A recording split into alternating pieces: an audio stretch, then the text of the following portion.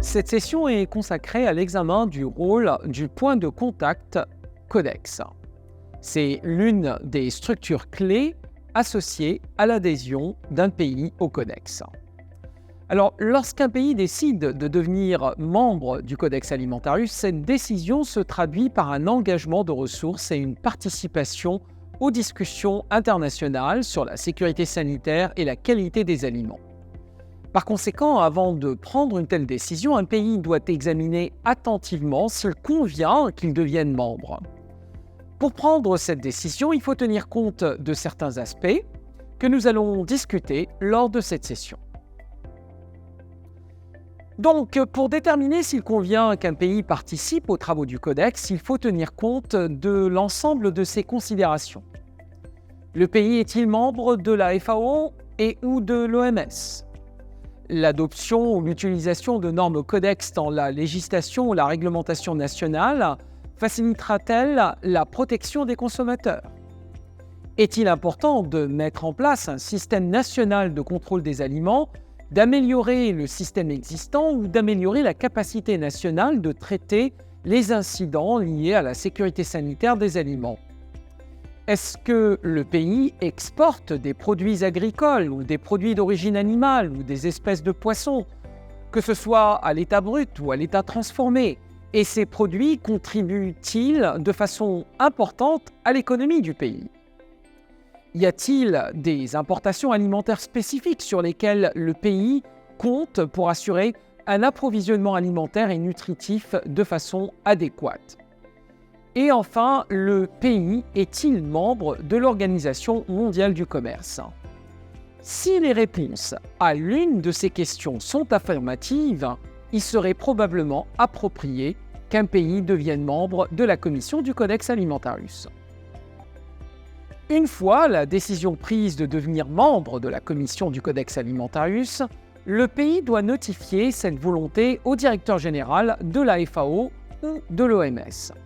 La notification devrait être communiquée au moyen d'une lettre dont une copie devrait également être adressée au secrétaire de la Commission du Codex Alimentarius. Les ressources qu'un pays doit consacrer à ses activités du Codex dépendront de la mesure dans laquelle il participe ou il compte participer aux activités du Codex. Lorsqu'un pays décide de devenir membre de la Commission du Codex Alimentarius et de participer à ces travaux, il n'est pas nécessaire qu'il participe aux travaux de tous les organes subsidiaires de la Commission. La plupart des pays en développement ou des pays dont les économies peuvent être à échelle réduite ont tendance à se concentrer sur la participation aux travaux de la Commission du Codex Alimentarius, donc la plus haute instance de prise de décision, au comité de coordination FAO-OMS pour leur région et à un ou deux autres comités ou groupes de travail qui élaborent des normes pour les produits importants pour ce pays.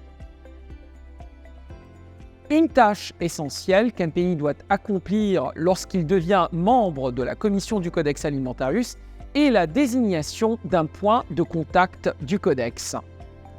Il est important de se rappeler que toutes les communications officielles avec chaque pays membre du Codex passent par le point de contact Codex. Par conséquent, une adresse électronique doit être opérationnelle pour le point de contact Codex et en cas de changement de l'adresse, le secrétariat du Codex devrait en être informé. Des dispositions devraient être prises pour examiner régulièrement les renseignements reçus ou le courrier reçu à cette adresse. Il est essentiel que le point de contact Codex dispose de ressources importantes, y compris d'un soutien administratif et logistique pour s'acquitter efficacement des fonctions requises. Alors nous allons discuter de ce que ces ressources constituent. Idéalement, le point de contact codex devrait correspondre à un bureau ou à une unité administrative d'une organisation gouvernementale. Le responsable officiel devrait être un professionnel, de préférence avec une expérience dans les domaines de sécurité sanitaire des aliments ou de normalisation alimentaire. Dans certains pays, le point de contact codex désigné est un haut fonctionnaire qui peut avoir peu d'activités pratiques à l'échelle quotidienne en relation avec le codex. Alors, ceci est acceptable à condition qu'un autre agent ait l'autorité et le temps d'effectuer le travail de coordination et d'en faire part régulièrement au point de contact codex officiel. Cet agent doit disposer d'une autorité suffisante pour coordonner le programme et disposer de suffisamment de temps à y consacrer. La durée variera selon le nombre de comités auxquels un pays compte participer et selon également le niveau de formation du professionnel ou de l'agent en question. Il appartient au pays de déterminer ses besoins, mais une attribution de temps recommandée serait de l'ordre de 25 à 50% du temps d'une personne donnée, c'est-à-dire l'équivalent de 1 journée et demie à 3 jours par semaine qui doivent être dédiés aux activités codex si on considère une participation minimale, à savoir une participation au comité de coordination FAO-OMS, donc le comité régional, et à 1 ou 2 autres comités. Idéalement, la personne ne devrait pas avoir d'autres fonctions, mais ceci n'est pas toujours réaliste.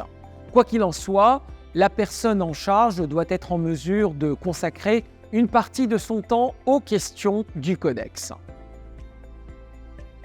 Il est essentiel que le point de contact codex, le personnel et les autres personnes impliquées dans la gestion du programme national du codex soient équipés d'une infrastructure de communication intragouvernementale et avec les parties prenantes et de capacités techniques pour analyser les textes du codex et donc contribuer efficacement aux travaux du codex. Donc en général, il s'agit de combinaisons de capacités internes et de capacités extérieures qui doivent être mises à profit. Une adresse email fonctionnelle est un must, donc c'est une obligation. En effet, la principale méthode de communication entre le secrétariat du codex à Rome et les points de contact codex est par courrier électronique. Il est souhaitable d'établir une adresse email distincte pour le programme du codex afin que les communications concernant le programme ne soient pas perdues dans le compte email général du point de contact ou de l'organisation qui l'héberge. De nombreux pays ont établi une adresse email avec un succès et notamment en structurant cette adresse avec codex.nom du pays et avec l'adresse de l'organisation. Alors voici un exemple d'adresses courriel les plus communément utilisées par les points de contact codex à travers le monde. Cela est également utile pour s'assurer qu'il n'y a pas d'interruption dans la circulation de l'information en cas de changement de la personne désignée comme étant responsable du point de contact codex. Alors, en raison de l'augmentation des coûts liés à l'impression et à la distribution des documents, le secrétariat du codex fait circuler les documents de manière exclusivement électronique. Par conséquent, le point de contact codex et les personnes associées aux activités codex du pays doivent avoir un accès fiable au courrier électronique et à Internet. Le point de contact du codex est principalement un coordonnateur et un point focal pour les activités du codex dans un pays donné. C'est aussi le lien entre le pays et la commission du Codex Alimentarius et son secrétariat.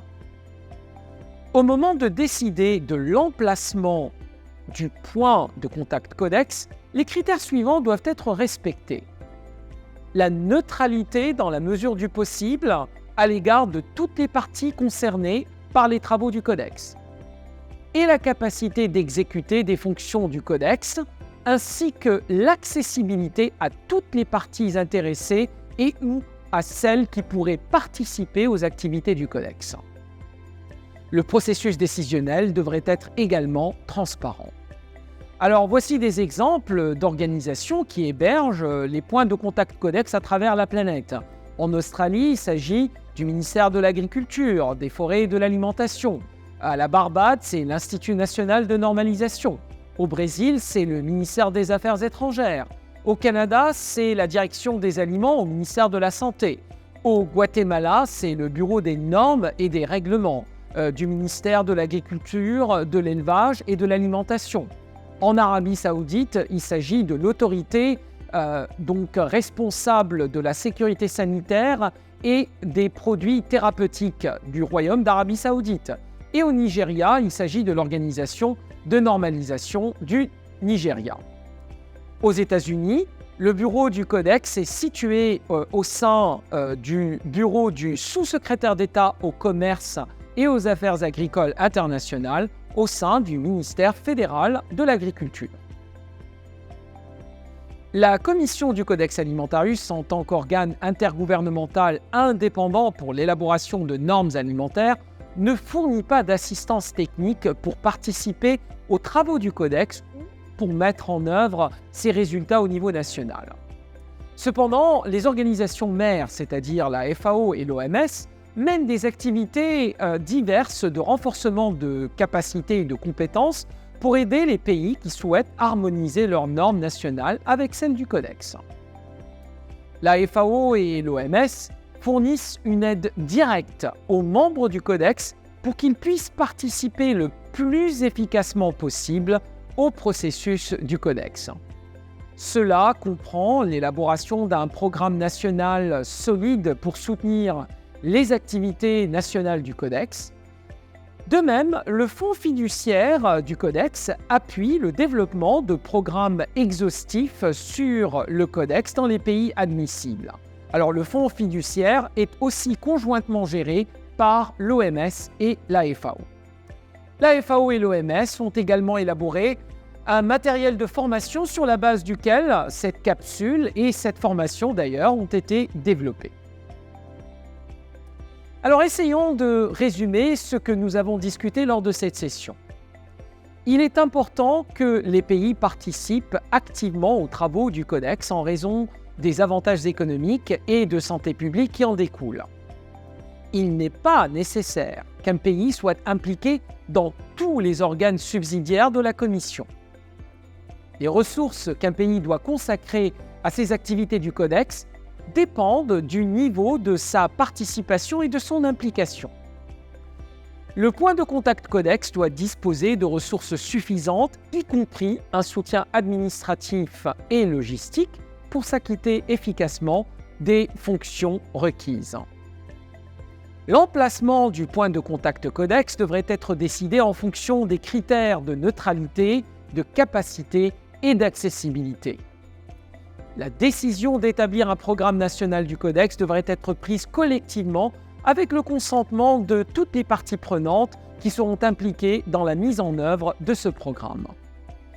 La FAO et l'OMS et leurs partenaires fournissent diverses activités de renforcement des capacités pour soutenir les pays qui souhaitent participer aux travaux du Codex.